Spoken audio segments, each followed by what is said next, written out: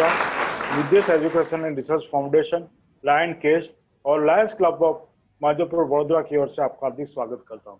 मेरा परिचय, मैं परफॉर्मिंग आर्ट्स और कल्चरल एक्टिविटी में पिछले 30 साल से ट्रेनिंग और वर्कशॉप के क्षेत्र से जुड़ा हुआ हूं। आज के हमारे इस वेबिनार का विषय है कैरियर गाइडेंस। आज के हमारे वक्ता श्री निदेश एजुकेशन से श्री तुषार कालेकर जी, अग्रणी शिक्षणविद श्री संतोष सदगुरु सर है, Shri professor doctor Keyur Parekh sir और श्री जिज्ञासु पंड्या सर। आज के हमारे इस वेबिनार का media coverage voice of Vadodara ने किया है। तो सबसे पहले मैं तुषार जी को आमंत्रित करता हूं, जो निदेश एजुकेशन एंड रिसर्च फाउंडेशन की गतिविधियों के बारे में बताएंगे। तुषार जी, आपका स्वागत है। अनम्यूट बटन दबा के आप अपनी स्पीच शुरू कर सकते हैं। तुषार जी। नमस्कार मित्रों, मैं तुषार कालेकर, निर्देश एजुकेशनल एंड रिसर्च फाउंडेशन में प्रोजेक्ट कोऑर्डिनेटर। और निर्देश एजुकेशन के बारे में अगर मैं बताना चाहूँ तो मैं एक पीपीटी के माध्यम से आपको थोड़ी सी शॉर्ट में जानकारी दे दूं। हमारे फाउंडेशन की शुरुआत हुई थी वो आज से 21 साल पहले हुई थी, और 21 साल पहले हमारे ट्रस्ट को शुरू किया था ये जो सेंटर में माइक पकड़े हुए हमारे फाउंडर हैं श्री शिरीष भाई दीवान जी। और वो आज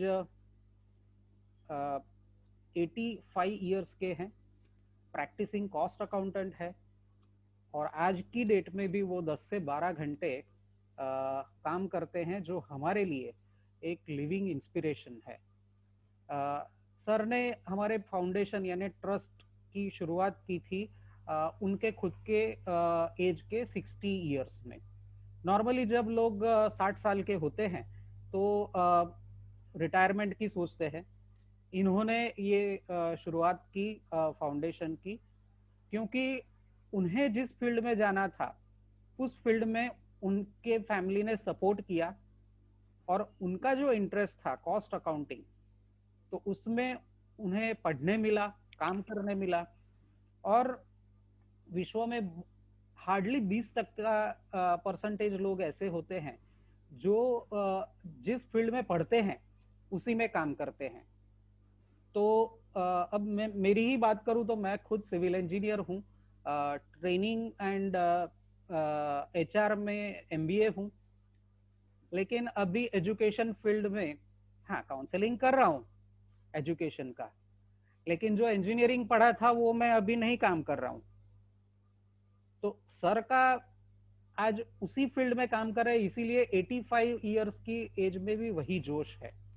वैसे ही ये नीचे हमारी टीम है जिसमें हितेश जी भी दिख रहे हैं, और ये सेंटर में जो दिख रहे हैं स्वेटर पहने हुए जीतू भाई मेहता।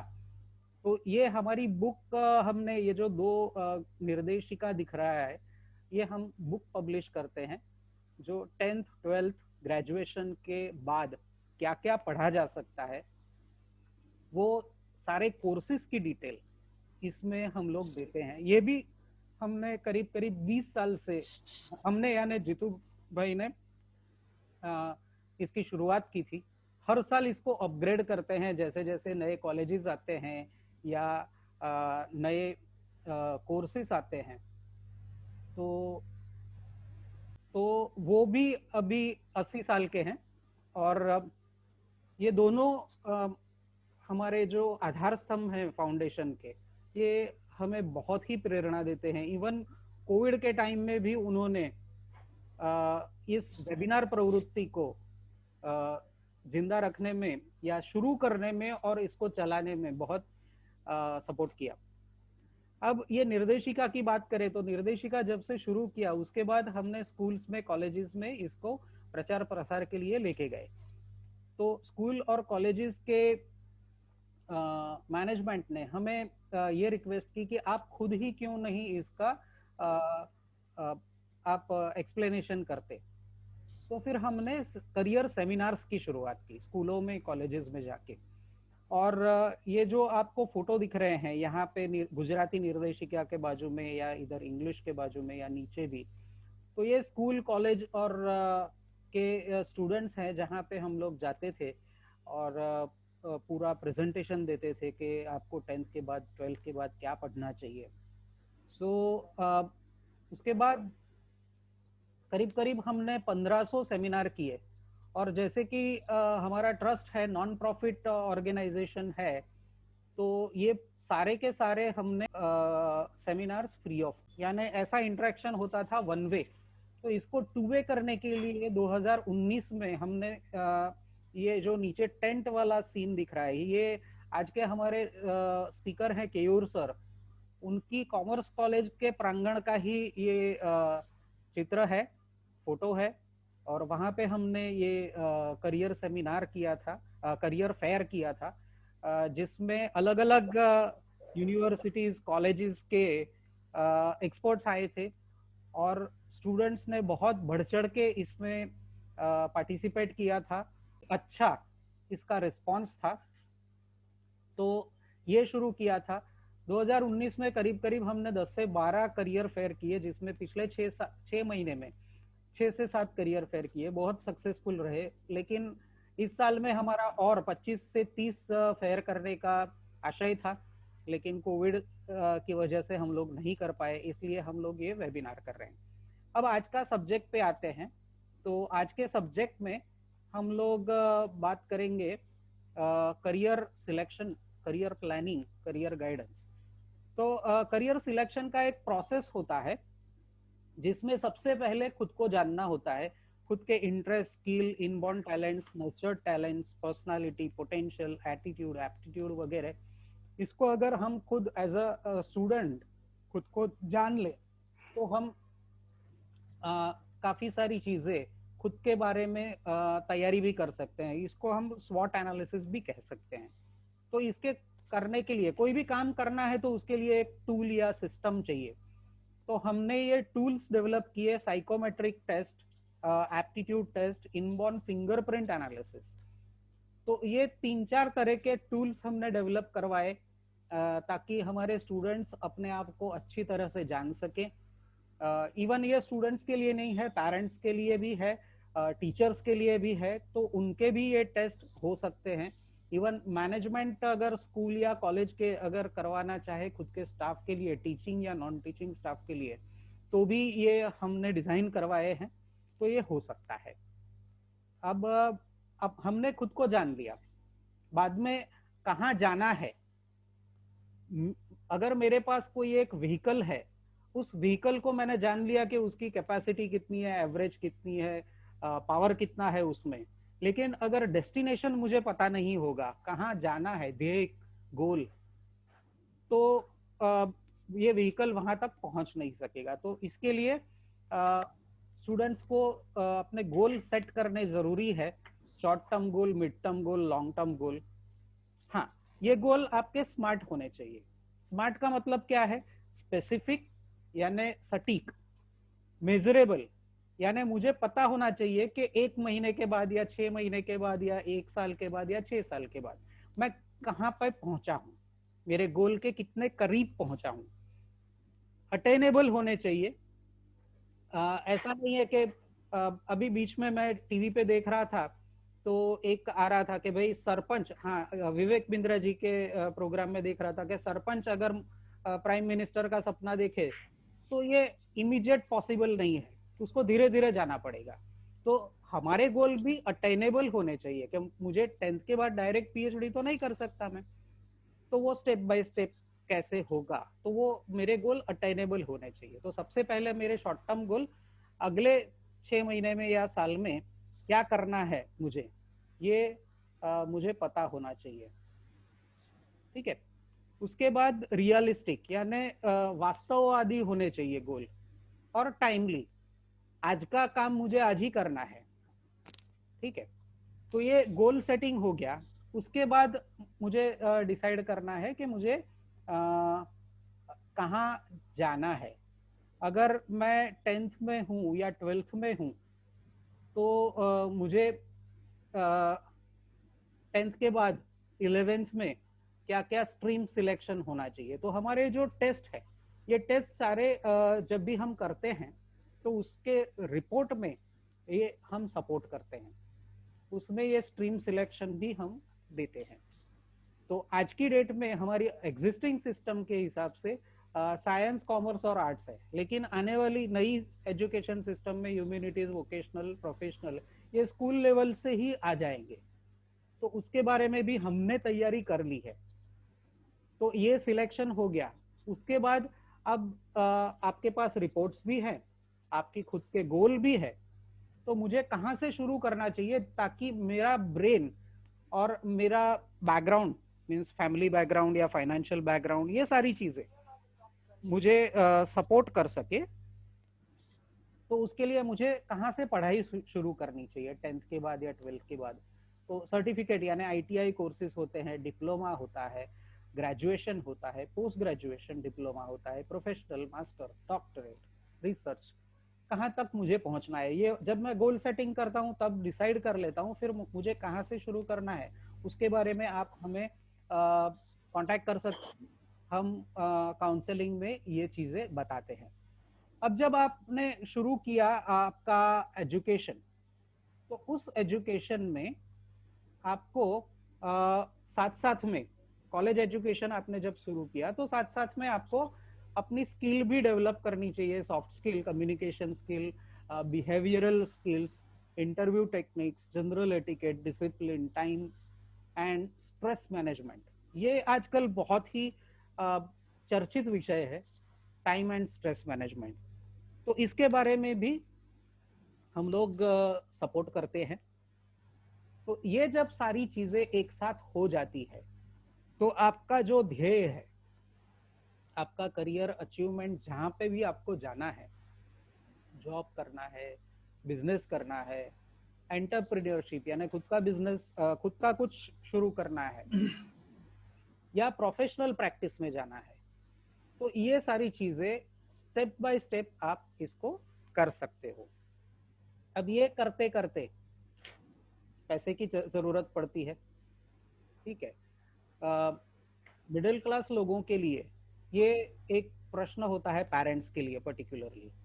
तो जो बच्चे मार्क्स अच्छे लाते हैं उनके लिए स्कॉलरशिप वाला ऑप्शन है, गवर्नमेंट के स्कॉलरशिप। आपको आश्चर्य होगा कि आज की डेट में गुजरात गवर्नमेंट या Indian government, government of India के सब मिला के 142 स्कॉलरशिप्स तो मुझे ध्यान में है, लेकिन जनरल लोगों को पता नहीं होता है। इसमें से करीब करीब 80-90 ऐसे स्कॉलरशिप्स हैं जिसमें आपको कोई भी SC ST या ऐसा कोई रिजर्वेशन होने की जरूरत नहीं है, ओपन कैटेगरी के लिए सबको मिल सकता है। फिर कम्युनिटी स्कॉलरशिप्स, जैसे कि समाज हो गए, आपके समाज हैं तो वो लोग भी स्कॉलरशिप देते हैं, वो भी बच्चों को पढ़ाने में मदद करते हैं। कॉर्पोरेट स्कॉलरशिप्स, अभी CSR फंड होता है कॉर्पोरेट्स का, तो उसमें से भी स्कॉलरशिप मिलती है, तो उसके लिए भी जा सकते हैं। लेकिन हम लोग क्या करते हैं, खुद ही पूरे अपने कंधे पे पूरा वजन उठा के घूमते हैं, थोड़ी शर्म भी आती है किसी को बोलने में। तो जिनको ये होता है और मार्क्स थोड़े से कम होते हैं संजोगों के हिसाब से, तो उनके लिए लोन्स के ऑप्शंस हैं, नेशनलाइज्ड बैंक्स है, कोऑपरेटिव बैंक्स है, नॉन बैंकिंग फाइनेंशियल कंपनीज जैसे कि प्राइवेट फाइनेंस, वो लोग भी। हितेश भाई म्यूट करो ना तब मैं पोताने ये होते हैं, तो वो लोग आपको लोन्स देते हैं। तो उसके बाद उन चीजों के बारे में भी हमारे निर्देशिका बुक जो है उसमें उल्लेख किया है, और इसके बारे में हम लोग गाइडेंस भी देते हैं, काउंसलिंग भी देते हैं। उसके बाद बात आती है कि क्यों करना चाहिए ये सारा टेस्टिंग है। तो जब हम लोग खर्चा हो जाता है, जब पढ़ाई शुरू करते हैं बच्चे, KG से लेके 10th या 12th तक जब जाते हैं, तो उनका काफी सारा खर्चा लोग बोलते हैं, लेकिन मैं इसको इन्वेस्टमेंट बोलता हूँ। 5 से 10 लाख तो मिनिमम हो जाता है 12वीं तक, 10वीं तक, 12वीं तक आते आते। सारी चीजों को अगर आप जोड़ दें, ट्रांसपोर्ट है, ट्यूशन है, स्कूल की फीस है, सब कुछ। उसके बाद कॉलेज में एडमिशन लिया, अब कौन से कोर्स में लिया वो 2 लाख से 10 लाख, या अगर अच्छे और हायर स्टडीज किए, मान लीजिए किसी ने MBBS किया और बाद में MD MS किया, या और कोई फील्ड में अगर फॉरेन पढ़ने चले गए तो 1 करोड़ तक का भी खर्चा हो सकता है। अब ये सारा इन्वेस्टमेंट है, पेरेंट्स का अपने बच्चे के पीछे इन्वेस्टमेंट है। तो ये सारा इन्वेस्टमेंट आपका सही दिशा में जाएगा या नहीं, या जा रहा है या नहीं, ये देखने के लिए एक हमारी गाड़ी में मीटर होता है, 2 व्हीलर हो या 4 व्हीलर हो, हमारी स्पीड कितनी चल रही है, पेट्रोल कितना है, बैटरी कितनी है, ये सारी देखने के लिए। तो वैसे ही हमारे ये जो सारे टेस्ट है, ये वो उसका काम करते हैं, आपका इन्वेस्टमेंट सही दिशा में जा रहा है या नहीं। ठीक है, तो यहाँ तक मैं बोलूँगा निर्देश के बारे में। अब हमारे स्पीकर्स हैं, मैं हितेश जी को रिक्वेस्ट करूँगा कि हमारे स्पीकर्स को बुलाएं और उनके ज्ञान का हम लोग अभी लाभ लेंगे। धन्यवाद तुषार जी। अब मैं अग्रणी शिक्षणविद श्री संतोष सदगुरु सर को आमंत्रित करना चाहता हूं। सर ने MSc GNIIT एडवांस DCA किया है। सर मदर स्कूल पादरा के हायर सेकेंडरी कंसेप्ट स्कूल के एकेडमिक हेड है। इसके अलावा सर ओमेगा ग्रुप को सेकेंडरी और हायर सेकेंडरी एजुकेशन के अग्रणी नाम है, वो उसके पार्टनर है। भक्ति क्लासेस के स्थापक है और वेद सॉफ्टवेयर टेक्नोलॉजी के डायरेक्टर है। उनका शिक्षण में 12 साल का योगदान रहा है। आज वो हमारे 12वीं 8वीं और 12वीं कक्षा के विद्यार्थियों के लिए अधिक जानकारी देंगे। तो आइए, संतोष सदगुरु सर, आपका हार्दिक स्वागत है। अनम्यूट बटन दबा के आप अपनी स्पीच शुरू कर सकते हैं। थैंक यू हितेश भाई, तुषार भाई, थैंक यू मुझे ये प्लेटफॉर्म देने की वजह, आपने मेरे को प्लेटफॉर्म दिया है इसलिए थैंक यू। वैसे तुषार भाई ने बहुत सारी बातें करी करियर के बारे में, यहाँ पर भी मैं करियर के बारे में थोड़ी बातें करूंगा, क्योंकि career planning is very very important in today's day. आज के दिन में ये बहुत ही जरूरी है। Career planning and career guidance, ये दोनों चीजें हैं जो आपस में इंटरलिंक्ड है। सबसे पहले करियर प्लानिंग के बारे में पता होना चाहिए और फिर अच्छा सा गाइडेंस लेके हम करियर आगे कैसे बढ़ा सकते हैं वो भी जानना जरूरी होता है। तो सबसे पहले करियर प्लानिंग की बात करेंगे। करियर प्लानिंग की बात करेंगे तो उसमें हम बता सकते हैं कि करियर प्लानिंग कैसे होना चाहिए, क्यों होना चाहिए, करियर क्या होता है, उसको कैसे सिलेक्ट करना। तो हम देखेंगे कि करियर प्लानिंग कब से शुरू होना चाहिए। तो सबसे पहली बात है, it is very early task. Career planning जो होता है वो बहुत ही जल्दी शुरू होना चाहिए। जल्दी इसलिए शुरू होना चाहिए, स्टैंडर्ड 8 से मैं तो मानता हूँ, स्टैंडर्ड 8 से हमारा करियर प्लानिंग शुरू होना चाहिए। आपका जो है 8th स्टैंडर्ड में आपका गोल जो है पहले से डिसाइडेड होना चाहिए। You must have to decide your goal at the early, कि भैया आपको क्या करना है, आपको कौन से इसमें जाना है। ये जो आपका जो नक्की करना है करियर के बारे में, वो आपको बहुत ही अर्ली करना होता है। आरंभ में ही 8वीं में ही आपको निश्चित करना चाहिए कि हमें कहाँ पर जाना। We must have to. और दूसरी बात यह है कि not by imitation but by influence you have to select your career. आपका करियर सिलेक्शन जो है वो नकल से नहीं बल्कि प्रेरणा से होना चाहिए। इसके लिए मैं एक बात बताना चाहूंगा कि हम हमारे आसपास जो सक्सेसफुल, मान लो कोई डॉक्टर है और कोई बहुत ज्यादा पैसा कमा चुके हैं फाइनेंशियल सर्विसेज में, तो हमें लगता है पैसा ही सब कुछ और पैसा ही हमारा गोल है, पैसा ही हमारा करियर। तो ऐसा नहीं होता है।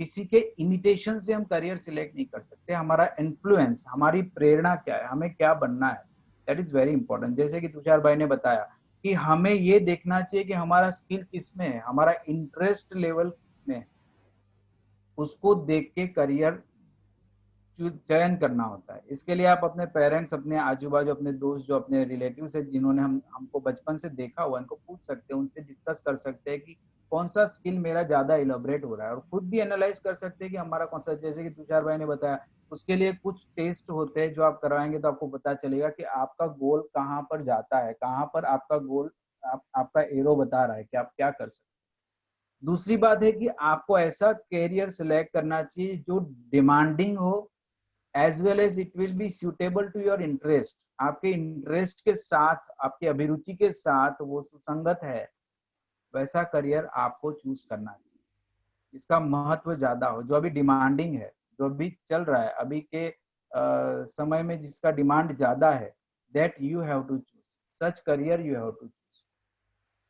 अब कैरियर चूज हो गया, मान लो 8th स्टैंडर्ड में या आपके बेसिक प्लानिंग में आपने कैरियर चूज कर लिया कि मुझे पर्टिकुलर, मान लो किसी ने चयन कर लिया कि मुझे डॉक्टर बनना है, किसी ने चयन कर लिया मुझे इंजीनियर बनना है।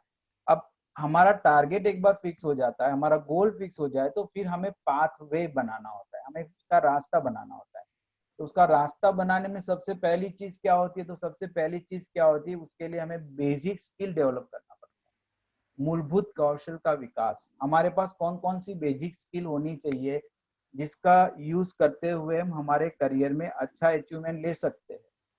सबसे पहली बात है, बहुत ही इंपॉर्टेंट चीज है, आप कोई भी ब्रांच ले लो, आप कोई भी फील्ड ले लो, आप किसी भी फील्ड का करियर चूज कर लेते हो, उसमें सबसे पहली चीज होती है आपका basic reading and writing skill, जिसको बहुत बेसिक स्किल माना जाता है। आप किसी में साइंस, कॉमर्स, आर्ट्स कहीं भी चले जाओ, basic reading and writing skill आपका होना बहुत बहुत बहुत जरूरी है। रीडिंग स्किल के बारे में बहुत एक अच्छा इंसिडेंट आपको बता देता हूँ कि रीडिंग क्यों जरूरी है।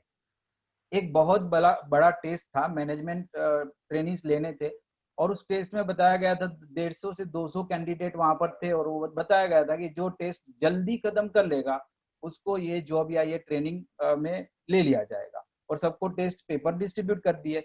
There are 100 question in that test paper. उस टेस्ट पेपर में 100 क्वेश्चन थे, और सबसे पहला क्वेश्चन था कि read all the question carefully and then start writing your answer. Second question था write your name on the right hand corner of the page. Third question था write 1 to 100 on the next page. ऐसा करते अलग अलग activity. तो सब लोग फटाफट फटाफट काम करने लग गए, फटाफट किसी ने नाम लिख दिया, किसी ने 1 to 100 लिख दिया, जो भी एकदम सिंपल सिंपल एक्टिविटी। लेकिन लास्ट एक बंदा ऐसा था जिसने पेपर तुरंत हैंड ओवर कर दिया और उसको जॉब मिल गई। रीजन यह था कि 100 नंबर का क्वेश्चन क्या था, तो 100 नंबर के क्वेश्चन पे लिखा था कि as per the question number 1 you have read all the question carefully, now don't do anything, submit your paper। कहने का मतलब क्या है कि हम लोग, हमारे हाथ में कॉम्पिटिटिव एग्जाम का या कोई भी एग्जाम का पेपर आ जाता है, हम इंस्ट्रक्शन ध्यान से नहीं पढ़ते, हम पढ़ते नहीं है सही ढंग से और सीधा उसको सॉल्व करने में बैठ जाते हैं। लेकिन बाद में पता चलता है कि भैया केयरफुली पहले से रीड कर लिया होता तो बहुत सारी चीजें हमें पता चल जाती। This is a very small incident जो मैंने आपको बता दिया कि इसमें रीडिंग का कितना इंपॉर्टेंस। तो रीडिंग एंड राइटिंग स्किल हमारी पहले से ही पक्की होनी चाहिए। दूसरी बात है basic mathematics skill, basic calculation skill बहुत ही जरूरी है। हम इतने सालों से पढ़ा रहे हैं मैथमेटिक्स, फिजिक्स, पढ़ाते समय मेरे बच्चों को जब मैं लड़खड़ाते हुए देखता हूँ कैलकुलेशन में, तब मुझे रिवील होता है कि इन लोगों का बेसिक स्किल अगर अच्छा हो जाता 8th स्टैंडर्ड में, 7th स्टैंडर्ड में, 6th स्टैंडर्ड में, जो बेसिक कैलकुलेशन है जिसमें हम डिवीजन, मल्टीप्लिकेशन, एडिशन, सब्ट्रैक्शन की बात करते हैं, फैक्टराइजेशन की बात करते हैं, अगर ये सारी चीज अगर अच्छी हो जाती, उनका स्किल वहां डेवलप हो गया होता, वो वहां पक्के हो गए होते, तो यहाँ पर इनको दिक्कत नहीं। तो मूलभूत गणित और अभिगणन का जो कौशल है, मैथमेटिकल एंड कैलकुलेशन स्किल होती है, वो भी बहुत जरूरी है। वो बहुत अर्ली स्टेज में 8, 9, 10 में आपको वो करना होता है। और लास्ट में बहुत ही इंपॉर्टेंट चीज जिसमें स्किल डेवलपमेंट की बात है, वो है कि आपको 8th स्टैंडर्ड से ही ये तय कर लेना है कि आप अपने आप को कॉम्पिटिटिव एग्जाम के लिए, स्पर्धात्मक परीक्षाओं के लिए अपने आप को प्रतिस्पर्धी कैसे बनाएंगे। उसके लिए ओलंपियाड टेस्ट है, फिर ये निर्देश फाउंडेशन जिस तरीके से कभी कभार टेस्ट कंडक्ट करते हैं, एमसीक्यू टेस्ट कंडक्ट करते हैं, और निर्देश फाउंडेशन जैसी और भी कोई ऑर्गेनाइजेशन है। हम लोग, हमारे मदर स्कूल वाले भी कैरियर इम्प्रूवमेंट टेस्ट लेने जाते हैं अलग अलग स्कूलों में। तो वैसी टेस्ट को पार्टिसिपेट करना चाहिए, जिससे हमें एक आदत बन जाती है कि स्पर्धात्मक परीक्षाओं के लिए प्रतिस्पर्धी हम कैसे बने। वो भी एक अपना एक अलग स्किल है, क्योंकि अगर आप इस टाइप के एग्जाम से अपियर करेंगे तो आपको पता चलेगा कि कॉम्पिटिटिव एग्जाम को कैसे अपियर किया जाता है। उसका जो एग्जाम फियर जो होता है वो आपका दूर हो जाता है। तो मैंने आपको ये बताया कि कौन कौन से मूलभूत कौशल, basic foundation skills you must have to cope up your career. फिर बात करेंगे कि करियर व्यवस्थापन यानी कि करियर प्लानिंग के लिए कुछ इंपॉर्टेंट टिप्स होते हैं, महत्वपूर्ण सूत्र होते हैं, जिसको हम बोलेंगे महत्वपूर्ण मंत्र होते हैं, वो मैं आपको बताऊंगा। सबसे पहली बात, you must have your own daily, monthly and annual planning with you. आपका दिन का, महीने का, साल का पूरा प्लानिंग आपके पास होना चाहिए। एक्चुअली वो हायरार्किकली डाउन होता है। जैसे पहले आपने एनुअल प्लानिंग कर लिया, इस साल में मैं 9th स्टैंडर्ड में हूँ तो 9th स्टैंडर्ड का पूरा सिलेबस मुझे इस तरीके से कवर करना है। फिर आपको उसको ब्रेकअप करेंगे आप मंथली प्लानिंग में कि जनवरी में ये करूंगा, फरवरी में ये करूंगा। फिर वो जो मंथली प्लान है वो ब्रेकअप हो जाता है डेली प्लान में।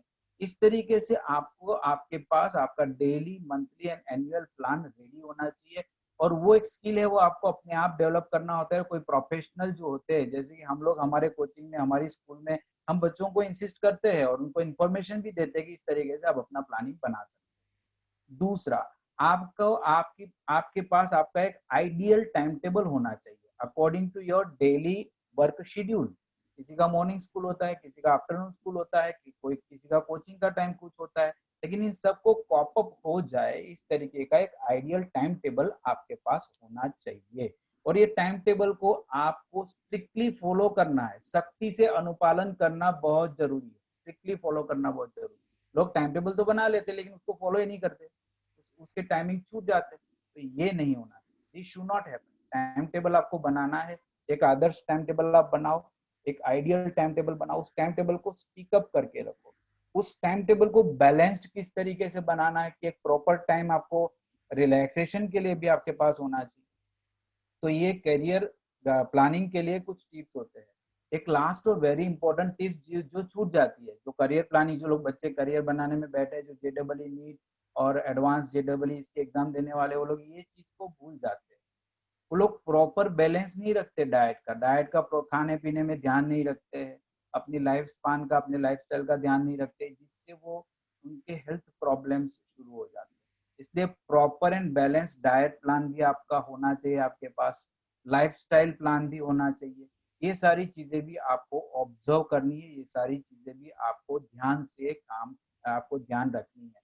इन सबको संभालते हुए आपको अपने टाइम टेबल के साथ, अपने टाइम शेड्यूल के साथ स्टिकअप रहना है। That is very very important.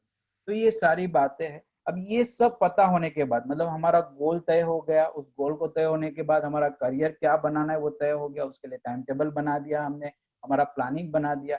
अब हमें लास्ट में जरूरत रहती है रिसोर्सेज। इसके लिए रिसोर्सेज कहाँ से मिलेंगे, संसाधन क्या होंगे? सबसे very important resource is your books. अच्छी किताबें, अच्छी किताबें आपके लिए ऑलवेज हेल्पफुल रहेगी। कॉम्पिटिटिव एग्जाम्स के लिए आप अच्छी किताबें ले सकते हो, अपना एक छोटा सा लाइब्रेरी बना सकते हो, स्कूल लाइब्रेरी का यूज कर सकते हो। दूसरे रीडिंग सोर्सेज, अभी इंटरनेट पे तो बहुत सारे रीडिंग सोर्सेज है, वो आप अपनी पठन सामग्री वहां से भी ले सकते हो। तो ये सबसे पहला संसाधन आपके लिए है, ये सबसे पहला रिसोर्स है। आप बुक इकट्ठा करें, अच्छी अच्छी बुक ले और उसको पढ़ने का बहुत जरूरी। डेली एक अच्छा सा रीडिंग प्लान आपके पास होना चाहिए। डेली आप 10 से 15 पेजेस पढ़ लेंगे, ठीक है, चलेगा, लेकिन वो भी होना चाहिए रेगुलर। दूसरी बात, अच्छे यूट्यूब चैनल्स, अच्छे ब्लॉग्स और अच्छे फोरम्स को आपको सब्सक्राइब करना चाहिए। कुछ एक यूट्यूब चैनल इतने अच्छे होते हैं, some of the channel I can list out, जैसे कि यूट्यूब में अभी खान एकेडमीज के कुछ वीडियोस आते हैं, गुजरात बोर्ड वालों ने कुछ वीडियोस रखे हुए हैं, आईआईटी भी अपने अपने वीडियो रखती है। कुछ ब्लॉग्स होते हैं जहाँ पर आपको शॉर्ट टिप्स और अच्छी स्किल्स डेवलप के लिए इम्पोर्टेंट चीजें वहाँ पर बताई होती है। कुछ फोरम्स होते हैं, वहाँ पर आपके डाउट भी सॉल्व हो जाते हैं। तो ये आपके लिए एक सेकंड रिसोर्स बन जाता है, एक दूसरा रिसोर्स बन जाता है जहाँ से आपको इंफॉर्मेशन मिलेगी। तीसरा बहुत ही इंपॉर्टेंट रिसोर्स है, आप अभी मेरा मतलब हमारे लोगों का ये वेबिनार देख रहे हो, ऐसे बहुत सारे वेबिनार्स, सेमिनार्स, वेबकास्ट, निर्देश फाउंडेशन जैसे लोग जो है वो समाज सेवा की भावना से ऐसे बहुत सारे अलग अलग वेबिनार्स बना के रखते रहते हैं। उसमें 101% पार्टिसिपेंट करना चाहिए, वहां जाना चाहिए, उनकी बातें सुननी चाहिए, वहां से बहुत सारी इंफॉर्मेशन मिलती है। जैसे हम लोग अभी आपको बता रहे हैं, गाइडलाइंस दे रहे हैं, तुषार भाई ने बताया, हमारे डॉक्टर साहब यहाँ पर है, वो भी बताएंगे आपको। तो ये सारी चीजें आपको यहाँ से मिलती रहती है। तो इस तरीके से थर्ड रिसोर्स का भी आपको बहुत ही ज्यादा मात्रा में प्रयोग करना चाहिए। तो ये थोड़ी बातें थी जो मैंने आपको बताई। 12th के बाद कौन कौन से रास्ते होते हैं, कौन कौन सी स्ट्रीम होती है, उसके लिए आप हमारी निर्देशिका जो है, हमारे निर्देश फाउंडेशन वाले जो बुक बनाते हैं, वो आप डेफिनेटली अपनी बुक सिक्योर कर ले, वहां उनसे ले लीजिए। और उसके आधार से आपको बहुत सारी गाइडलाइंस मिलती रहेगी। तो वो सब तो मैं हमारे इस प्रेजेंटेशन में मैं इसको इंक्लूड नहीं कर रहा हूँ, लेकिन वो चीजें तो आपको कहीं से भी मिल जाएगी। मेन चीज आपको ये जानना जरूरी होता है कि आपको जब आपका करियर प्लानिंग तय हो जाता है, एट दैट टाइम आपको किस तरीके से उसको पाथवे पे ले जाना होता है, कैसे एग्जीक्यूट करना होता है। तो दोस्तों, मैंने आपके करियर प्लानिंग के लिए कुछ इम्पोर्टेंट टिप्स और करियर प्लानिंग के लिए कुछ इम्पोर्टेंट बातें आपको बताई। मुझे यह विश्वास है कि ये बातें आपको बहुत अच्छी लगी होगी, आप उसका यूज करिएगा और अपने करियर प्लानिंग में उसको जरूर इसका यूज करके आप आगे बढ़िएगा। आप सबको अपने करियर के लिए best of luck and thank you very much. इतना कह के मैं अपना जो स्पीच है वो पूरा करता हूँ। थैंक यू तुषार भाई जिन्होंने मेरे को ये प्लेटफॉर्म यहाँ प्रोवाइड किया। थैंक यू निर्देश फाउंडेशन जिन्होंने ये प्लेटफॉर्म मुझे दिया और लोगों के तक मेरा ये जो नॉलेज है पहुँचाने के लिए मुझे जो चांस दिया, इसलिए मैं उनका थैंक यू बोलता हूँ, उनको उनका आभार व्यक्त करता हूँ। Thank you very much. धन्यवाद श्री संतोष सदगुरु सर, आपने करियर गाइडेंस और करियर प्लानिंग के बारे में बहुत अच्छी जानकारी दी।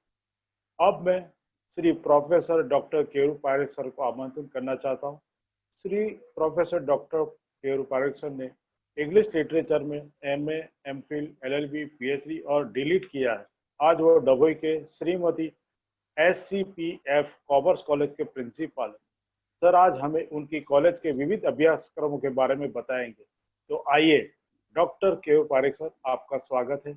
अनम्यूट बटन दबा के आप अपनी स्पीच शुरू। Thank you, sir. Thank you so much.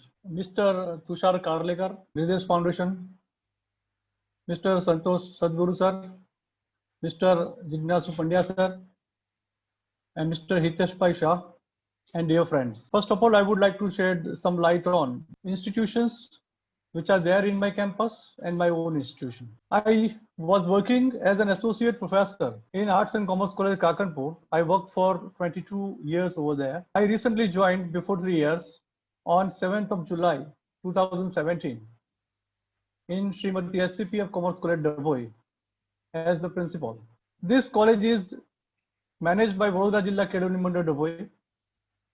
In our campus, there are so many colleges. Almost all courses are run in this campus, say arts, science, commerce, ITI. We have self-finance science college also. We have BEd also. There are more than 15 PhD supervisors. Research supervisors are there in my campus. If I say something about my college, in last 5 years, we have never got result less than 90% in our college. After joining this college, I started MCOM. This is our first batch, MCOM batch this year. University first student is from my college. Her name is Sonali Dovi, and she got 92% of marks. So we are always on the toes. So far as teaching aspect is concerned, more than 950 students are there in BCom. 150 students are there in MCOM. Before 2 years, we have taken an affiliation. Now we are associated with Dr. Babasaheb Bhimrao Ambedkar University, and there are plenty of courses which are distant courses. More than 600 students are enrolled in various courses of Babasaheb Ambedkar Open University. The courses which are run in our college, in our center is, so far as undergraduation is concerned, we have BBA, BCA, and BSW. In post-graduation, we have MSW, PGDCA, PGDBA, PGDF, PGDM, PGDHR. These are the postgraduate courses which are run in our center. So far as diploma courses are concerned, we have diploma in computer application and diploma in health and sanitary inspector. For more than 2 years, we have entered into an MOU with Team Leeds University based in New Delhi. We run certain courses which unfurl the personality of the students. They develop it. As a result, we have courses related to skill development, personality development, spoken English, and soft skills. You all would be surprised to know that the fee structure that this university offers us is 118 rupees per candidate.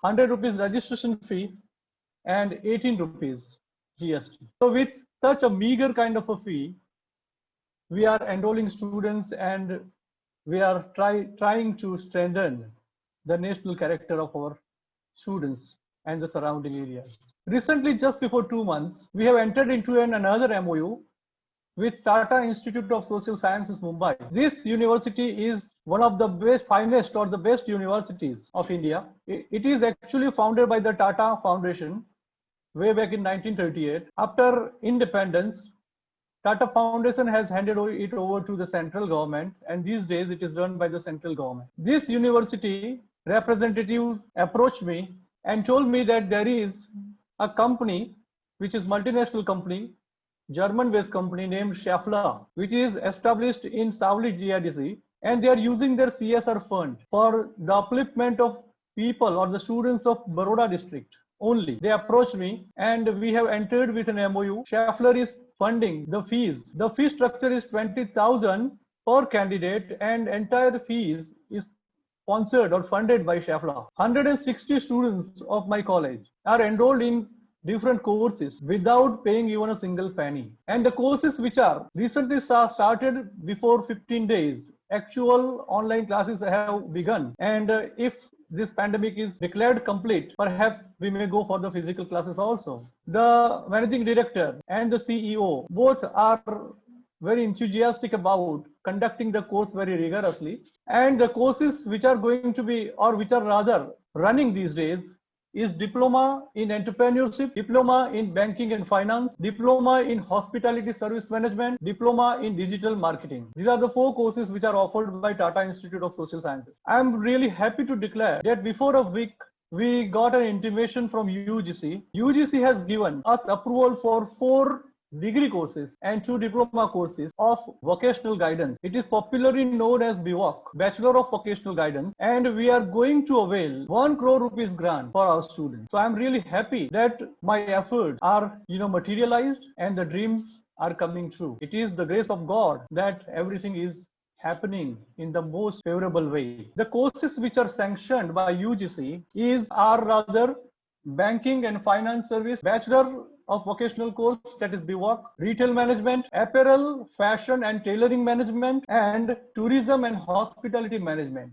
These are 3 years degree courses which are to be run by our institute with the approval of UGC. At the same time, we also got the permission for 2 diploma courses, and the name of the courses are banking and finance services, especially GST, accounting and tally. At the same time, another course, diploma course, which is sanctioned to us is beauty and wellness. So these are the courses which are actually these days very popular, very demanding. Orthodox degrees to certain extent seem to be failure, but so far as professional courses are concerned, perhaps they would be more beneficial to the students. Since it is a webinar on career guidance, I must say that there are plenty of opportunities in different faculties. Since it is a heterogeneous group, I would like to say that there are opportunities for BA, Bachelor of Arts, BCom, Bachelor of Commerce, BSc, Bachelor of Science, BBA, Bachelor of Business Administration,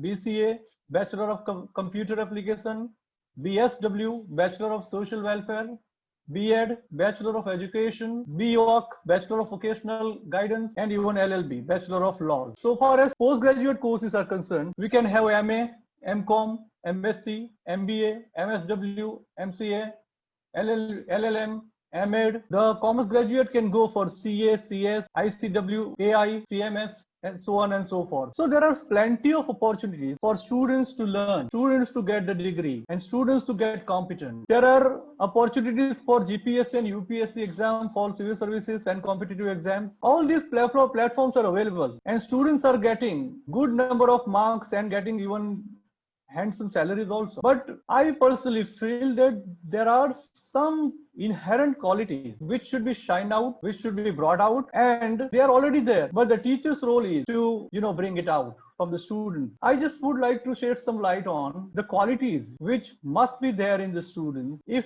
he or she wants to become meritorious or successful. I always ask my students a very basic question in a very first lecture. बहुत सीधा साधा सवाल मैं उनको पूछता हूँ कि what is the difference between a donkey and a horse. बच्चे तो बच्चे होते हैं, वो कहते हैं कि गधा सफेद होता है, कोई ग्रे कलर का होता है, उसकी पूंछ ऐसी होती है, वो चलता नहीं है, वार खाने के बाद ही चलता है. घोड़ा ऐसा होता है, वो तेजीला होता है, ताकतवर होता है.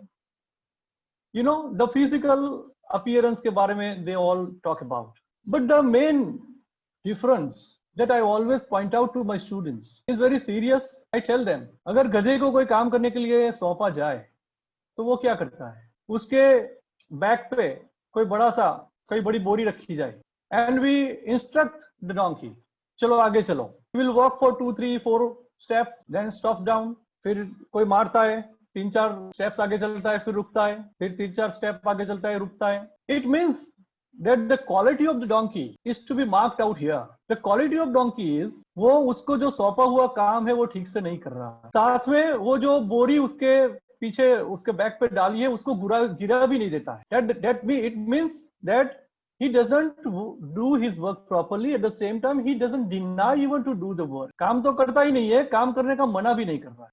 As against that the quality of the horse. अगर उसको लगता है कि उसको मेरे ऊपर सवार नहीं होने देना है तो वो उठा के पटक के फेंक देगा. और उसको लगता है कि नहीं मुझे जाना है अपने डेस्टिनेशन पे, तो राइडर उस पे बैठ जाता है, अपना चाबुक ऐसे सर पे घुमाता है, उसकी परछाई को देख के घोड़े को पता चल जाता है कि कितनी स्पीड से मुझे चलना है.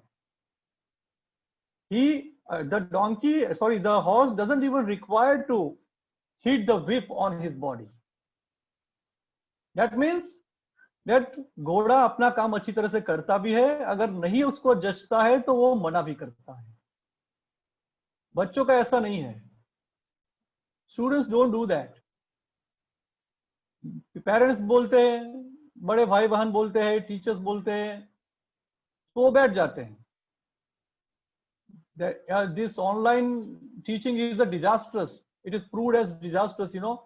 मल्टीपल एप्लीकेशन खोल के बच्चे बैठ जाते हैं, जैसे ही पेरेंट्स को देखते हैं वो चेंज कर देते हैं. They are actually playing the games, they are playing another videos, और फिर ऑनलाइन क्लास में स्विच ओवर कर जाते हैं. पेरेंट्स को लगता है कि ही और she is sincerely studying. But I would like to say to them that please don't cheat the parents, don't cheat the teachers. क्योंकि आप दूसरों को उल्लू नहीं बना रहे हो, आप खुद उल्लू बन रहे हो. You are not cheating others, actually you are cheating yourself. This is what the reality is. अगर पढ़ना है तो अच्छी तरह से पढ़ो, नहीं तो मना करने की जो आदत है वो भी डालो. There are beautiful ways to say no also. ऐसी बात नहीं है. स्वामी विवेकानंद जी कहते थे कि एक आदमी कोई एक चीज में माहिर है तो दूसरे में नहीं हो सकता. अगर टीचर क्लास में पढ़ा रहा है और दूर बाहर किसान खेत में काम कर रहा है तो किसान का काम टीचर नहीं कर सकता और टीचर का काम किसान नहीं कर सकता. These are very simple things. But as parents, as teachers, we have to explain them. हम तो प्लेटफॉर्म प्रोवाइड करते हैं. मैंने मेरी कॉलेज में 15 कोर्सेज लाके खड़े कर दिए, बट अंदर से जब तक बच्चा चेंज नहीं होगा, there must be change within. Impose करने से कुछ नहीं होता है. So it is my humble request to all my students कि काम करना हो तो सिंसियरली कीजिए. You are lucky to have such provisions these days कि आपको ये सब चीजें मिल रही है. इसका बेहतरीन इस्तेमाल कीजिए और बुकिश भी मत बनिए, क्योंकि 3 इडियट्स मूवी में एक बढ़िया सा डायलॉग है कि कामयाब बनने की कोशिश मत करो, काबिल बनो. कामयाबी खुद ब खुद तुम्हारे पीछे चल के आएगी. इसके लिए क्या होता है कि 5 पीज मैंने एक चॉक आउट किए हुए. एक पहला जो पी है वो पॉजिटिव एटीट्यूड का पी है. First of all, we have to develop a kind of positive attitude towards studies. आप समझो कि ये काम नहीं है, ये आपको दिया गया कोई वर्क नहीं है, ये एक शौक है. सचिन तेंदुलकर अगर गेम को गेम की तरह लेता तभी वो सचिन तेंदुलकर बना है. लता मंगेशकर ने गाना अपने शौक से गाया है तभी वो अच्छी सिंगर बन पाई है. प्रोफेशन नहीं बनाया है, उनके शौक उनके प्रोफेशन बने हैं. तो स्टडीज को भी आप ऐसे लो कि वो कोई काम नहीं है, आपके ऊपर बोझ नहीं है, वो आपका शौक है. पढ़ना लिखना, अच्छी अच्छी चीजें जानना, उसको इम्प्लीमेंट करना, किसी को हेल्प करना. आप ये सब चीजों से अपने फैमिली को भी हेल्प कर पाओगे. दूसरा पी है वो है पैशन. कोई भी काम करो तो पैशन से करो. ऐसा नहीं है करना है तो करना है, ये बोल रहा है तो मैं कर रहा हूं, मुझे करना पड़ता है, व्हाट इज दिस यार, ये तो सौंप दिया. No, do it with full enthusiasm, do it with full spirit. Basically America की एक बहुत बढ़िया प्रोवर्ब है, it is a very good proverb of America. Irrationality makes a superman. If you want to become a superman, you have to be irrational. तभी Spiderman और Batman जैसी movies बन सकती हैं और इसकी कॉपी करके हम शक्तिमान बना सकते हैं. कोई सोचेगा ही नहीं कि एक बड़ी सी बिल्डिंग पे से दूसरी बड़ी बिल्डिंग पे ऐसे ही विद अ स्ट्रिंग जा सकते हैं. तो कैसे बनेगा ये सब? आप में, आपके अंदर पैशन होना चाहिए टुवर्ड्स स्टडीज, टुवर्ड्स प्रोफेशन, वो सब होना चाहिए. हमारा गुजराती इसका तो कैसा है, सब स्टैटिक है. खावा बैठो, पीवा बैठो, लखवा बैठो, वाचवा बैठो, इवन रमवाई बैठो, सब अपना तो सब बैठे बैठे चल रहा है. Actually it should not be like that. American spirit कैसा है, I go for, I run for market, I run for school, I run for college, I run for office. What dynamic, kinetic kind of behavior is there with the American spirit? Then after they became the superpower. Otherwise, ऐसा नहीं होता है. Third thing, which is the third P, which is very important, is preparation. You have to prepare every day for everything. आप without preparation जाओगे तो you will have a very silly face in front of others. You would be out of box, you know. People will make fun of you. ऐसा होगा कि no, ही और she hasn't prepared anything, वो आ गया ऐसे ही. गुजरातीમાં કહેવત છે કે ધોઈલા મોડા જેવા. आइंस्टाइन, ग्रेट साइंटिस्ट, उसको एक अमेरिकन यूनिवर्सिटी में पढ़ाने की एक अपॉर्चुनिटी प्राप्त हुई थी. When he was going for teaching over there in the university, he used to prepare 6 hours for one lecture. Teachers का भी ये है कि टीचर्स को भी प्रिपेयर करना चाहिए. They must be prepared. जैसे soldiers on front, you know, ready for 24/7, ऐसा होना चाहिए टीचर का. एक सैनिक, एक शिक्षक અને એક ખેડૂત, આ ત્રણ જે છે આ દેશના બહુ મોટા આધાર છે. The role of a teacher is not small, you know. वो पाथ चेंजर है. ऐसे ही उनको फ्रेंड, फिलोसोफर और गाइड थोड़ी ना बोला जाता है. They have their own, you know, importance and they have their own power. We have a great example of Chanakya, पूरा युग पलटा दिया. The fourth P, which is very important again, is purpose. कोई भी चीज आप करना चाहो तो you must have a purpose to do. इसीलिए कोई भी प्रपोजल हम तैयार करते हैं उसमें लिखते हैं objectives. What are your objectives? और जब हम सबमिट करते तो उसमें बोलते हैं कि भाई are the objectives fulfilled? जैसे under my supervision 8 PhDs are already completed. तो उनके थीसिस में प्रपोजल और सिनॉप्सिस दोनों के बीच में थीसिस आता है. तो ऑब्जेक्टिव्स पहले प्रपोजल में भी लिखते हैं और सिनॉप्सिस में भी बताते हैं कि भाई these are the goals which we have already achieved. वो फाइंडिंग्स के बारे में बोलते हैं. एक सीधा साधा उदाहरण देता हूं कि अगर आप बहुत बढ़िया सी कॉर्पोरेट ऑफिस में गए, 2-3-4 एसी लग रहे हैं और जिनको मिलने आप जा रहे हो वो बोल रहे हैं कि मैं 1 घंटे के बाद आता हूँ, प्लीज आप बैठिए अच्छी तरह से, बी कंफर्टेबल, चाय बाय पीजिए, कॉफी पीजिए. Within 10 to 15 minutes you will get bored. Why? Because it is a mere waiting. You will think that no, मुझे तो कोई रोल नहीं है यहाँ बैठना है, I am aimless, I don't have purpose to sit. वो आएंगे तभी बात होगी. तो आधे घंटे में तो आप उब जाओगे, यार ये क्या हो रहा है, कब आएंगे वो.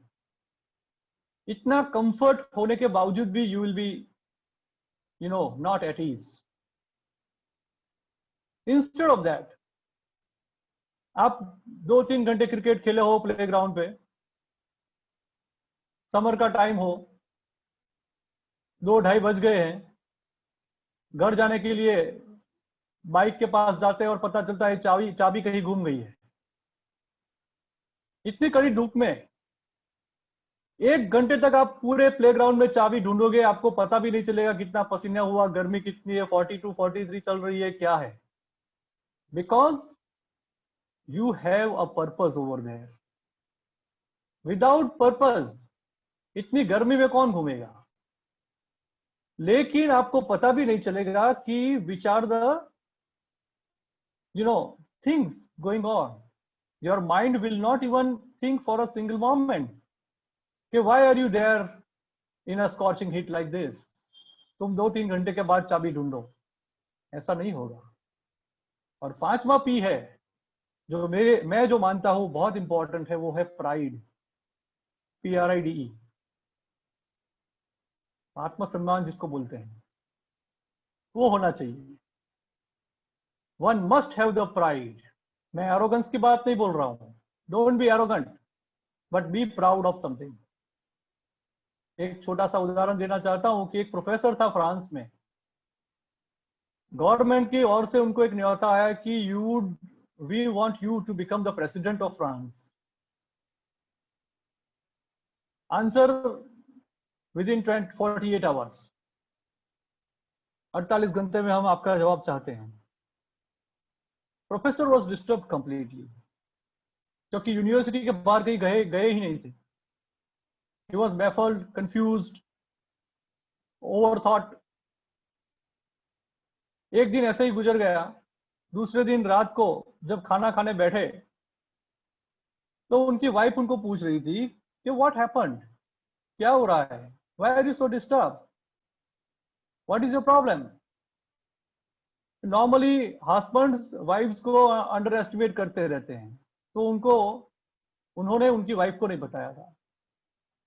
Then he told to his wife, okay, there is an offer from the government to become the president of France, and I don't know what to do. I am not even able to decide. His wife immediately, without taking even a single minute, told him and reject the offer. He said, why? It is a big opportunity. Why are you telling me like that? I must grab this opportunity. She said, no. Why? And बहुत बढ़िया answer दिया उनकी wife ने कि a professor can become the president, but a president cannot become a professor. This is, the power of pride. Pride इसको बोलते हैं कि feel proud about what you are in whichever situation, in whichever humble condition, in whichever limited income, in whichever limited resources you are. Feel proud. Don't feel that I don't have all these things. दूसरे के पास ये है, मेरे पास नहीं. No. Celebrate what you possess. वो बहुत बड़ी बात है जो हम लोग नहीं कर पाते। और अगर करियर में आप कुछ बन भी गए तो उसको सस्टेन करना भी बहुत डिफिकल्ट है। अभी तो you are going to be settled in the career, no doubt, but after getting settled in the career perhaps I may not be able to talk to you. तो आगे की बात भी मैं आपको बताना चाहता हूँ कि there are certain things which you should bear in mind even after getting settled excellently in your career. अच्छी तरह से आप सेटल हो जाने के बाद भी मत भूलना ये सब चीजें जो मेरे जहन में मैं आपको बता रहा हूं, जो मैंने एक्सपीरियंस किया है, जो दूसरे लोगों के अनुभव है वो मैं बता रहा हूं। 3 थिंग्स आर देयर, उसको AAA बोलते हैं। First is assets of knowledge.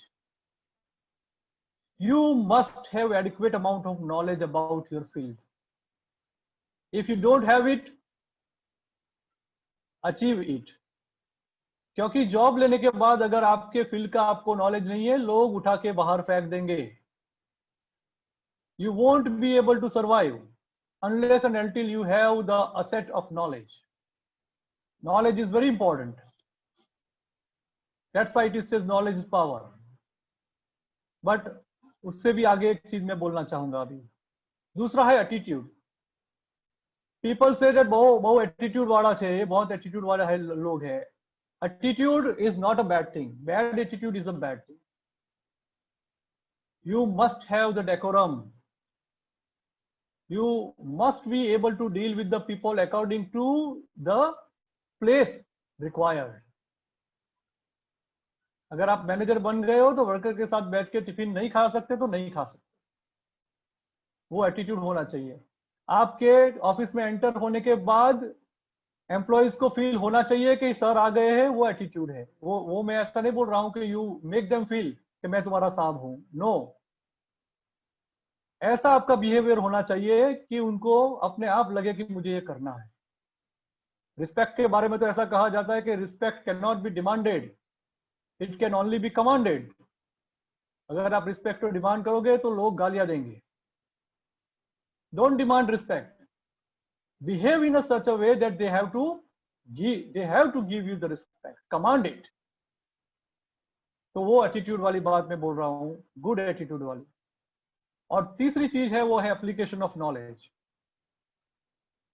जानना एक चीज है, इट इज कॉम्पिटेंस, और उसका उपयोग करना दूसरी चीज है, that is performance. If you have enough amount of competence and if you are not able to perform, then ऐसा समझ लेना कि देयर इज अ प्रॉब्लम, हम आगे नहीं चल पाएंगे.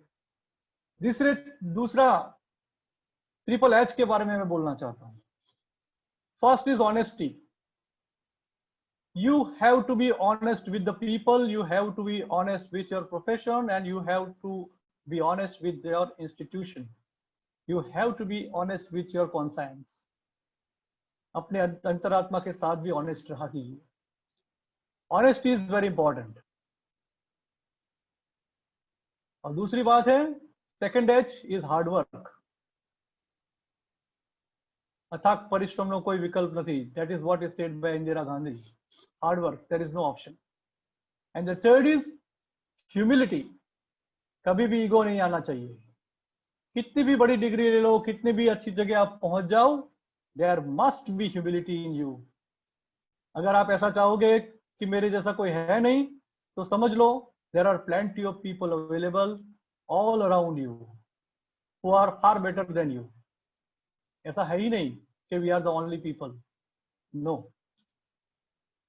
दूसरा एक है ट्रिपल सी. इसमें पहला जो है वो है character. Character means national character भी हो सकता है, अपनी इंटीग्रिटी भी हो सकती है, अपना कमिटमेंट का लेवल भी हो सकता है. This is very important. Build your character in such a way that nobody can doubt your character. Not in respect of female, in respect of each and everything. आप कितनी भी अच्छी पोस्ट पे हो, आपको कितना भी अच्छी तरह से करप्शन का पैसा मिल रहा है, डिनाई दैट, अवॉइड इट. वो कैरेक्टर की मैं बात कर रहा हूं. दूसरी चीज है कंटेंट, CONTENT. संतोष भी होना चाहिए. अपनी ओर से तो होना ही चाहिए, लेकिन दूसरे जो अपने एम्प्लॉइज काम कर रहे हैं वो भी अच्छी तरह से काम कर रहे हैं, वो चीज आपको समझ में आनी चाहिए. You have to be contented for your subalterns who are working under your presidentialship. आप उनके बॉस है, आपके नीचे काम करने वाले लोग अच्छी तरह से काम कर रहे हैं, वो आपको समझ में आना चाहिए. उनका काम से आपको संतुष्ट होना चाहिए. There must be acknowledgement. वो अच्छा काम कर रहे हैं तो उनको बोलो कि no, you have done an excellent job, और ये सब होने के बाद ही ये सब हो पाया है. There must be you attitude, not there should be I attitude. Always think about you attitude. And तीसरा जो सी है वो है करिश्मा. Your personality should be such that people will salute you. You did not blow your own trumpet कि मैंने ये किया वो किया. No, nothing doing. ऐसा काम करो कि people will come and tell you that sir, because you have done that, we have such results. So that charisma of your personality must be reflected in your behavior. और last जो triple है वो है triple T. There must be trust. Without trust you cannot do anything. वेद में भी लिखा है कि श्रद्धावान लभते ज्ञान. If you cannot trust anybody, you cannot receive anything. Teacher अगर पढ़ा रहे हैं तो you have to trust that he has read and he is explaining to me and that is correct. बच्चे अगर कुछ लिख रहे हैं एग्जाम में तो teachers also have to trust them that no they have put their efforts though they are not up to the mark, but the efforts are being seen in their answer sheet. So the trust is very important. Second thing is transparency. You should be working in such a way that nobody can doubt you. Your total administration, your total work, your total performance should be such that transparency can be seen by even a visitor who has come for the first time in your institution, in your office. ये अगर नहीं कर पाओगे तो people will doubt your integrity. ये सब कर अच्छा रहा है लेकिन इसकी दानत अच्छी नहीं है. ये बातें आपको सुनने में आएंगी फिर. And the last T is teamwork. Nobody can fight the battle single-handedly. You have to take your friends, your relatives, your employees, your subalterns, your boss, even your family members, even your better half, सबको लेके साथ में चलना पड़ेगा.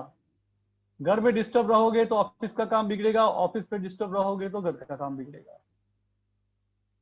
These are the things to be born in the mind. I must tell you that these are small things, but they have big gains. So please don't underestimate small things. छोटी छोटी बातें ही बड़ा स्वरूप ले लेती हैं. मैं ईश्वर से कामना करता हूं कि आप सब अच्छी तरह से पढ़े लिखे सेटल हो जाए. भगवान आपको बहुत सारी खुशियां दे. और स्पेशली मैं शुक्रगुजार हूं तुषार भाई का, who has given me the platform for sharing my ideas, and I am really happy to be one of the parties with other esteemed speakers also. I owe my gratitude to them also. I am really thankful. Thank you very much. धन्यवाद Shri doctor Keyur Parekh sir. आपने हमने लो courses के बारे में बहुत ही अच्छी जानकारी दी. अब मैं अग्रणी संगीतज्ञ परफॉर्मिंग आर्ट्स एक्सपर्ट श्री जिज्ञासु पंड्या सर को आमंत्रित करना चाहता हूं. सर उनकी जानी मानी परफॉर्मिंग आर्ट्स संस्था शिव साधना नृत्य संगीत अकादमी के डायरेक्टर है. उन्होंने श्री महाराजा यूनिवर्सिटी के परफॉर्मिंग आर्ट्स के मास्टर डिग्री किया है. सर राष्ट्रीय अंतर्राष्ट्रीय स्तर के कलाकार, नृत्य निर्देशक और तबला में स्वर्ण पदक विजेता है. उनकी संस्था शिव साधना नृत्य संगीत अकादमी की भारत और विदेश में अपने कल्चर और परफॉर्मेंस के लिए सुख्यात थे. सर को यूनो और अन्य कई संस्थाओं में अतिथि और सर ने अपनी भूमिका सफलतापूर्वक निभाई है. तो आइए श्री जिज्ञासु पंड्या सर, आपका हार्दिक स्वागत है. अनम्यूट बटन दबा के आप अपनी स्पीच शुरू कर सकते हैं. जिज्ञासु पंड्या सर. नमस्कार. Thank you so much Hitesh भाई. और I like to thank you first of all Nidesh foundation and lions club of Manchalpur कि आप लोगों ने बहुत ही उम्दा मेरी बात आप तक पहुंचाने के लिए मुझे आमंत्रित किया है. आई लाइक टू थोड़ा सा मैं बहुत संक्षिप्त में ज्यादा डिटेल्स में हम बात करूंगा मैं इसके बारे में कि म्यूजिक और डांस. सर ने बताया, जैसे संतोष सर ने बताया, मैंने उनकी बात भी सुनी, केयूर सर ने बताया. सर बहुत ही बढ़िया बात डॉक्टर केयूर पारेख जी ने बताई हमें. मैं ऐड करना वो चाहूंगा सर कि ये सब डिटेल्स के साथ music industry, music, dance, theatres, ये सब इंडस्ट्री इतनी ही महत्वपूर्ण है जिससे कि आप अपने कैरियर में एक अच्छे स्तर पर आप आगे बढ़ सकते हैं। मैं बताना चाहूंगा, मैं माई सेल्फ जिग्नाशु पंड्या, मैंने कई इंस्टीट्यूशंस जैसे नवरचना इंटरनेट स्कूल्स में मैं पहले टीचर था, और उसके बाद I have been working with Cygnus World School, even I have worked with Kendriya Vidyalay ONGC.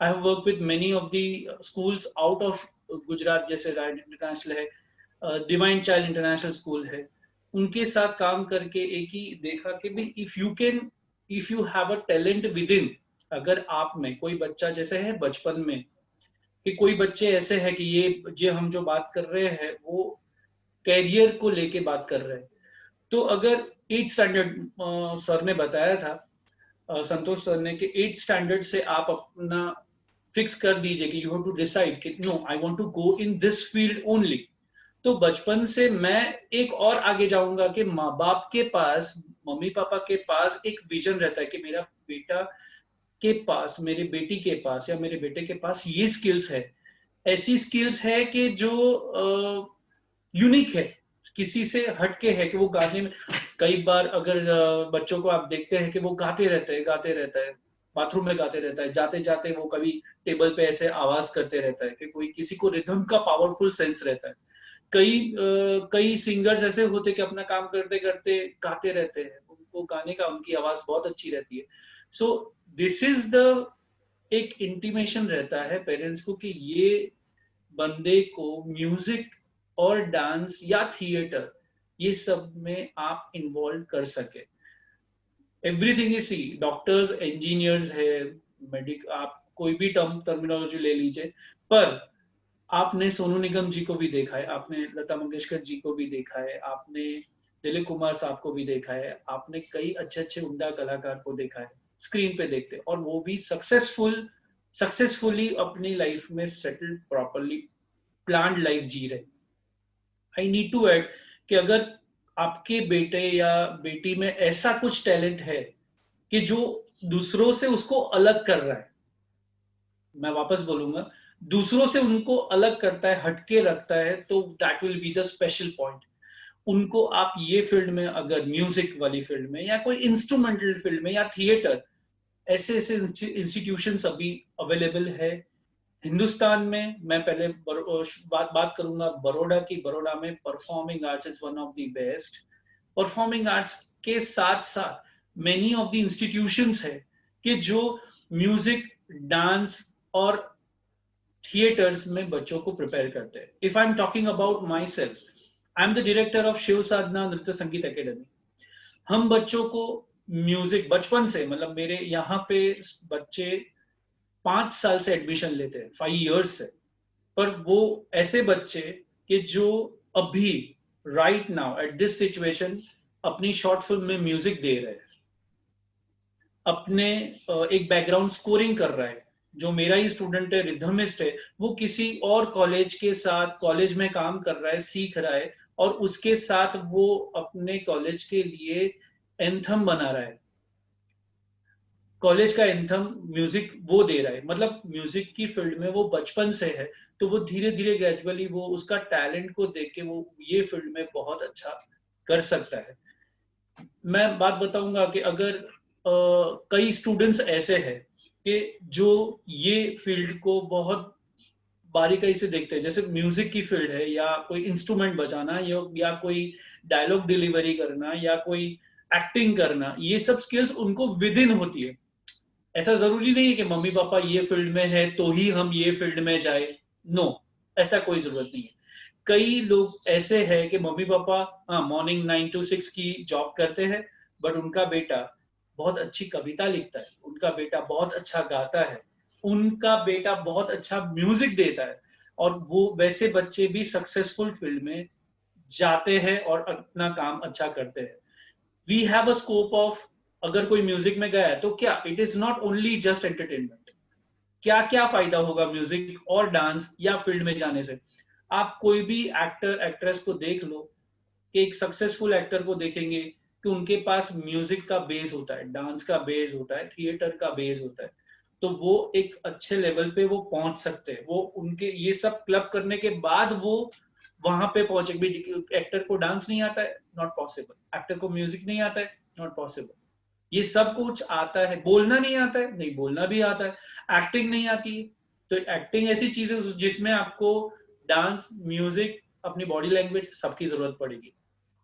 एक बंदा अगर कोई अभी this is the going on if in कोविड-19 की वजह से आप देखिए ज्यादातर web series and portrait webinar ये सब हो रहा है। आप देखेंगे मैक्सिमम वेब सीरीज बन रही है, शॉर्ट फिल्म्स बन रही है, एडवर्टाइजमेंट, वर्चुअल प्लेटफॉर्म्स बढ़ रहे हैं। तो ये सब टेक्निकल एस्पेक्ट्स है। अगर कोई मूवी डायरेक्ट करना चाहता है, उसके पीछे फॉली साउंड्स होते हैं, बैकग्राउंड स्कोरिंग रहता है, तो उसके लिए म्यूजिक का आना इतना ही जरूरी है। सक्सेसफुल आप जितनी भी मूवीज आप थिएटर में देखते हैं, उसके पीछे अलग अलग डिपार्टमेंट का काम रहता है। Music composing department, music arrangement department, music direction के साथ म्यूजिक फॉली साउंड पूरा एक अलग है। एक अलग अलग स्टूडियो रहते हैं जो डबिंग के एक स्पेशलाइज स्टूडियो रहते हैं कि डबिंग ही करना है, और उसके लिए एक स्पेशल आर्टिस्ट रहता है कि वो आएगा, अपना जो स्क्रिप्ट है वो बोलेगा, डब करके चला जाएगा। And dubbing is also a very vast field in industry. Music अगर हम बात करें तो हम शिव साधना एकेडमी बच्चों को 2009 से एवरी ईयर इंटरनेशनल लेवल पे परफॉर्म करने ले जाते हैं। मैं इसका बाइफिकेशन करूंगा कि I am the member of UNICEF and I am working as a jury member in many of the international festival.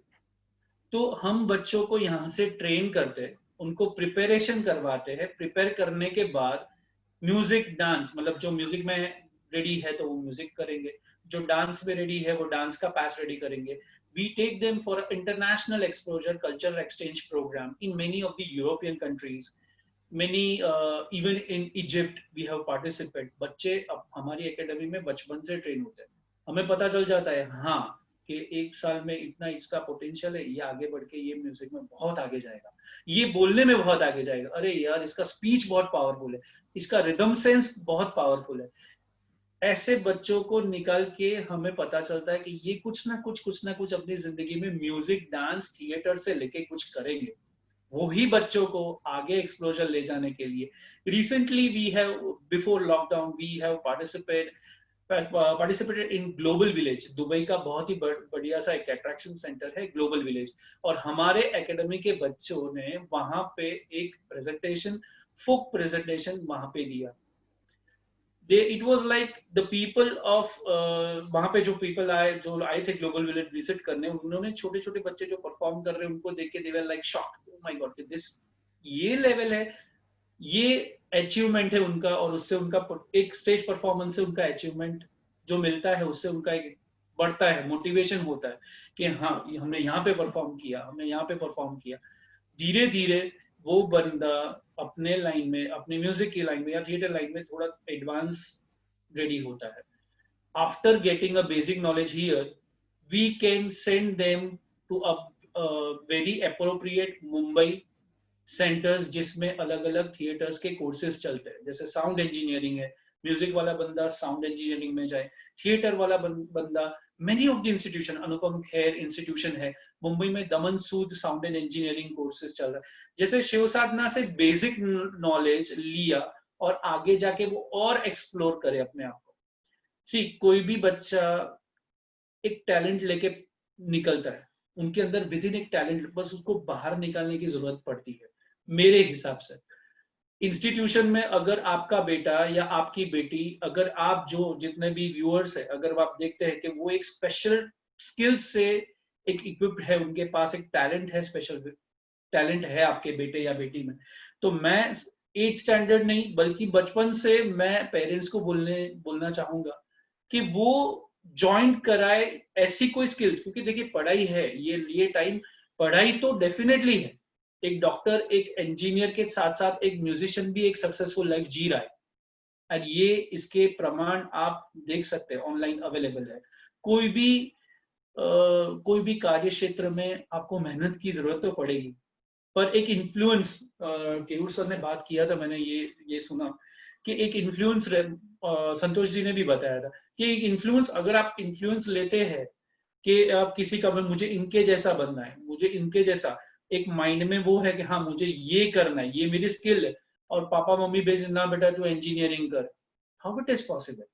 और हर एक बंदा डॉक्टर ही बने।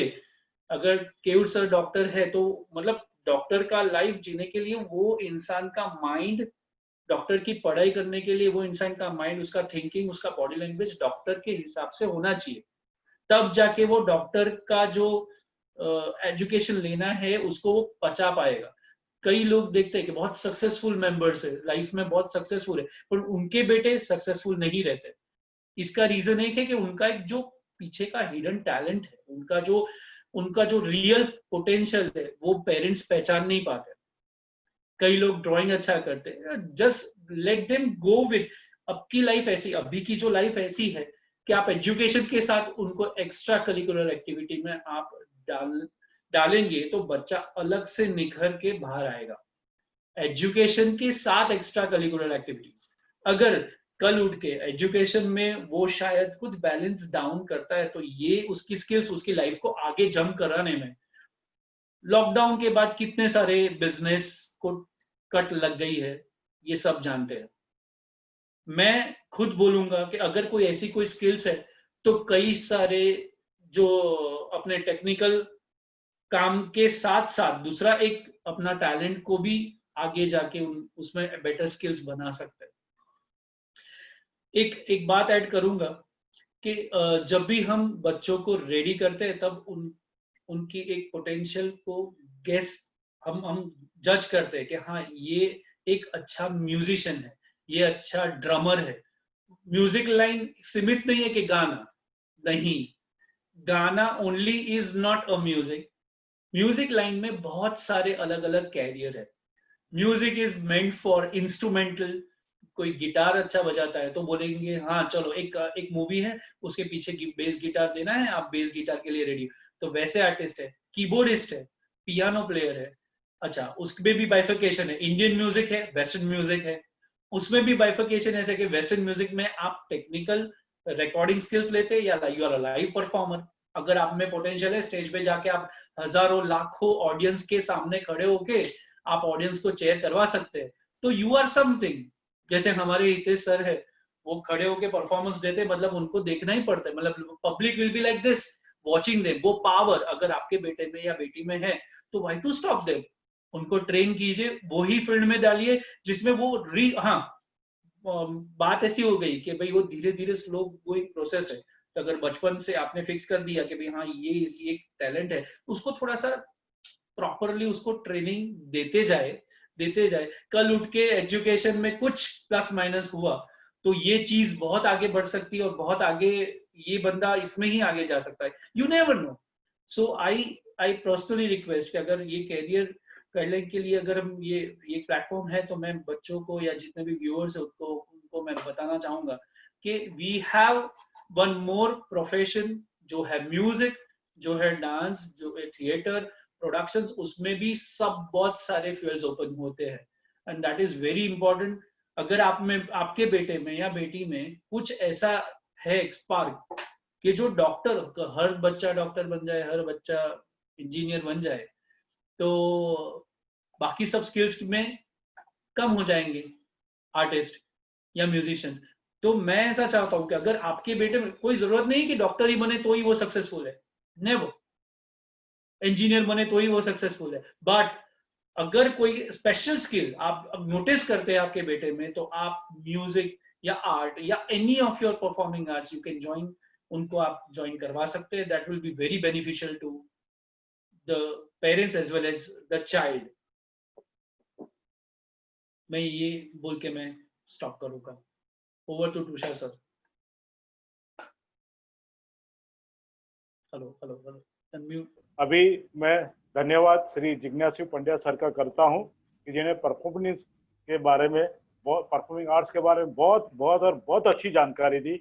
और आपकी जो अलग अलग जगह पे एकेडमी है, 200 200 नहीं 1000 स्टूडेंट आपके प्रगति के तौर पे खिले, यही मेरी शुभकामना। जिज्ञासु सर।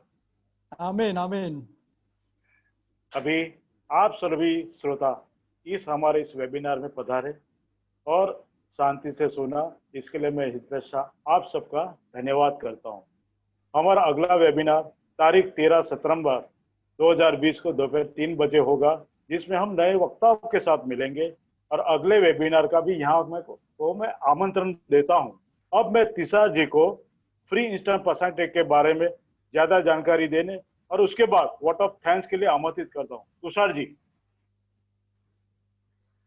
थैंक यू वक्ता जी। आप सभी के नॉलेज का हमें बहुत अच्छा अवसर मिला। थैंक यू बोलने से पहले मैंने जो हम लोगों ने निर्देश की तरफ से सभी को इनविटेशन भेजा था, तो उस इनविटेशन के साथ हमने एक ये भेजा था छोटा सा कैप्शन, और वो कैप्शन ये वाला था कि आज के वेबिनार में जो भी पार्टिसिपेट करते हैं जूम पर या फेसबुक पर या इवन उसके बाद यूट्यूब पे भी जो लोग देखते हैं, तो उनको हम लोग एक इंस्टेंट पर्सनालिटी टेस्ट फ्री देंगे। हमारा तो नॉन प्रॉफिट ऑर्गेनाइजेशन है, लेकिन जो लोग टेस्टिंग करते हैं प्रोफेशनली, कमर्शियली, नॉट प्रोफेशनली, हम भी प्रोफेशनली ही करते हैं टेस्टिंग, तो जो कमर्शियली करते हैं तो उनको वो लोग इस टेस्ट का 500 रुपया के करीब चार्ज करते हैं, तो ये हम फ्री देंगे। अब ये टेस्ट है क्या, तो मैं फटाफट आपको दिखा देता हूँ। जो लिंक हमने भेजा था वो लिंक गूगल डॉक का लिंक था। उस पर आप जब भी क्लिक करोगे तो वो 2 सेक्शन में यहाँ पे लिखा है, सेक्शन 1 and 2, 1 of 2। तो पहले सेक्शन में आपका जनरल इंफॉर्मेशन रहता है, नाम, ईमेल आईडी, फोन नंबर, आप क्या काम करते हो या पढ़ते हो, कौन से स्टैंडर्ड में पढ़ते हो, ये सारी डिटेल रहेगी। ये डिटेल्स हमें काम आएगी। और एक मैंने भेजा था सर्टिफिकेट ऑफ पार्टिसिपेशन, तो वो सर्टिफिकेट बनाने में ये फर्स्ट वाला इंफॉर्मेशन सेक्शन हमें काम आता है।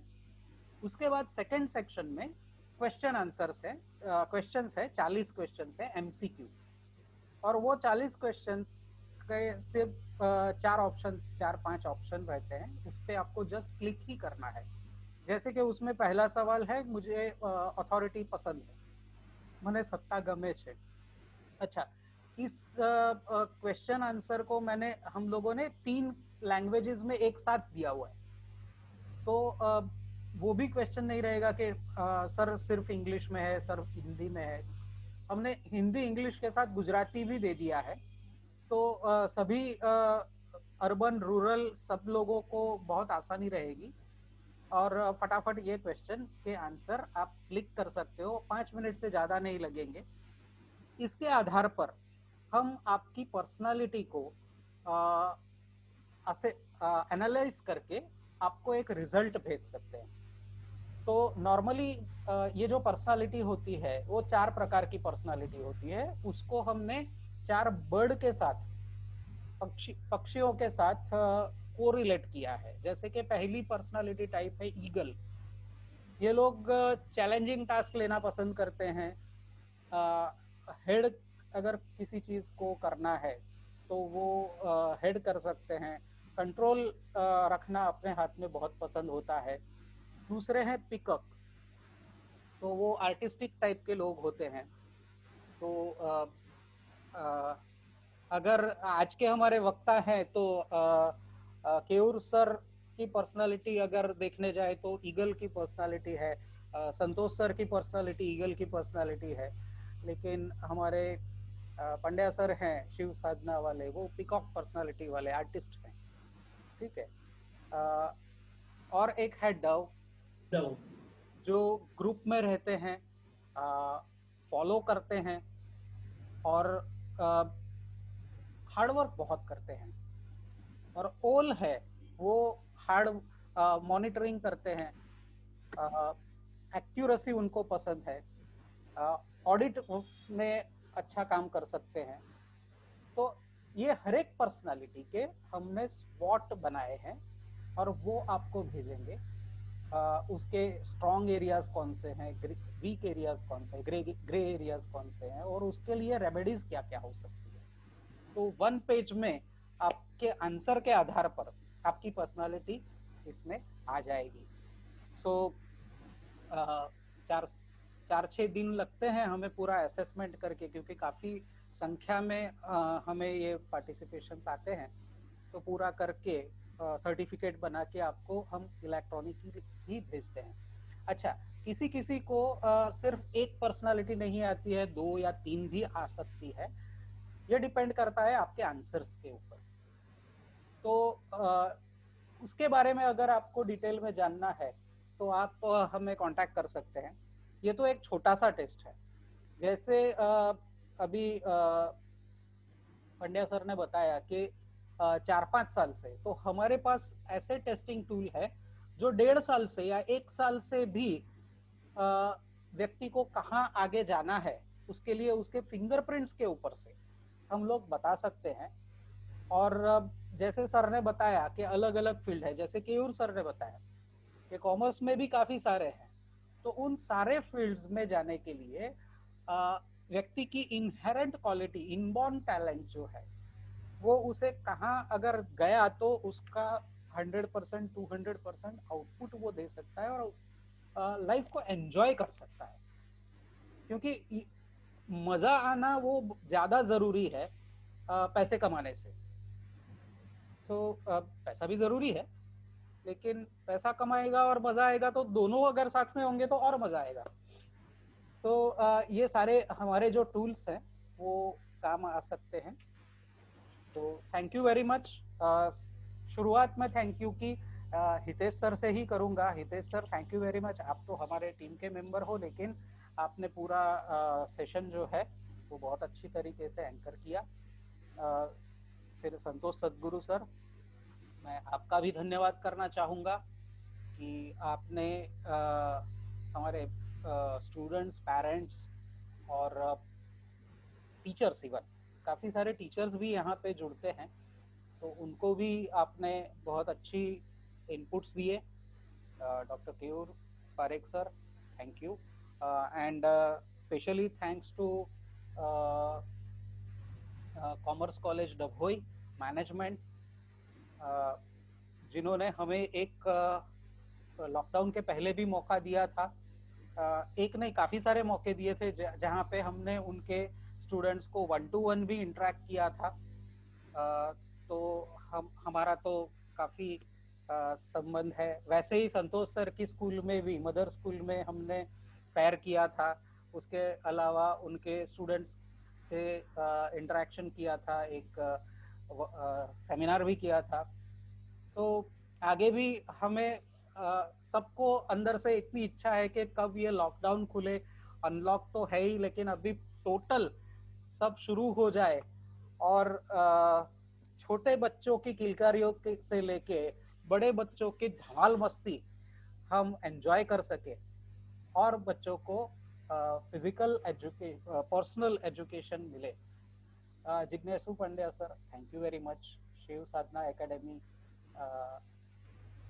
से आपने के द्वारा जो आप कर रहे हैं और आपने जो नॉलेज दिया सर, मैं आपको बताऊं, हमारा फिंगरप्रिंट एनालिसिस टेस्ट है, वो अगर बच्चों से करवाया जाए एंट्री लेवल पे तो आपकी काफ़ी सारी मेहनत जो है वो थोड़ी कम हो जाएगी।